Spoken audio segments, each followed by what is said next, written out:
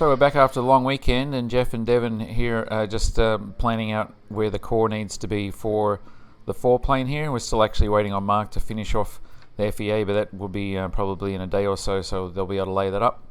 And Jim got the internals for the hook locks painted there, and so he's in the process right now just getting that sorted out so he can put those together, especially after the bits that Britt welded for me last week. And my first job of the week was to get some more parts there for the elevator controls cut out on the machine, so we can take them off to Britt and have them welded. And these are some of the controls there for the torque tube. And more progress on the doors. So these are the pivots that the quadrant lives on, that is going to hook up with a bunch of connecting rods to all the door actuators, and so that's positioned in place there. And I've got those little studs there that need to be bonded in from the back side for those brackets there to bolt on. Those are the ones I had Britt weld there last week as well. And here Jeff is in the process of getting the front lip there for the intake scoop sorted out. I actually had to cut it into 3 pieces because of the way the core is there. It wasn't going to fit as one piece, but no big deal. Just a little bit of trim there, and it fits in place again, and you'll see that in a little bit later on in the video here. And there's more of the foreplane parts there with the cores already cut out. And as I said, we're waiting on Mark just to finish the FEA before they can lay those up. So, but that, hopefully they'll be cutting material for that on Friday. And here's one of the inner winglet skins, and Zach's been the one tasked with just trimming this one and getting it all ready for bonding later on. And there's another one of those upper foreplane skins there. That's the one that they're working on at the beginning of the video, so they've got the core cut for that one now. So all the foreplane skins have the core already sorted out. And so the next thing on the doors was just to put a quick layup over those back little nut plate things that I cut a long time ago, just to hold them in place, so you know when we run the bolts through they got somewhere to thread into.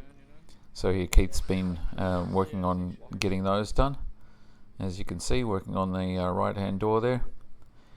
And then Jeff's working on putting a little hard point here into the bottom of the rudder, so the actuator rod can connect to that and be able to make the rudder pivot when you push on the rotor pedals. And this is what those little nut plates look like with the little layup on there. Of course the locks were in place to do this, and we had to have all the bolts through, at least 2 of the bolts through, just to make sure everything was lining up nicely. And then he's gone and put a layup over the back of those little studs as well for the center pivot point there for the actuator or quadrant actuator for the locks. So the next step on the doors now is just to do a little bit more cleanup work on the layups on the other side, and then we can actually start fitting the locks and start fitting the push rods in place. And here Keith and Jeremy are just starting out with bonding in the compression sleeves for the first of the rear pressure bulkhead hatches, and those are those little FR4 tubes that we cut a little while ago. And they're just bonding them in with some resin and some chopped fiberglass. And they got the little fixture things that I made there the other day, those brown ones, to hold everything in place and make sure they're all lined up so all the bolts all go through, and there's one of those fixtures on the front and the back. So when we pull that out, everything's lined up and all the bolt holes are nice and perpendicular to the face, so then the door will bolt on nicely. And you remember last time I was Britt, I cut the grooves in those stainless rods for these seatbelt brackets there. So I've just got them sitting through there quickly because we use these to align the seatbelt really quickly because we're putting the roof mounts in. And as you can see, those are the hard points there, one on either side, and then the ones there for the forward one. And we tested the belt running through there, and actually runs nicely. It doesn't sort of pull to one side or anything like that. It's going to work out really well for having the inertial reels for the front seats. And here the guys are prepping to bond in the hard points there for the elevator torque tube.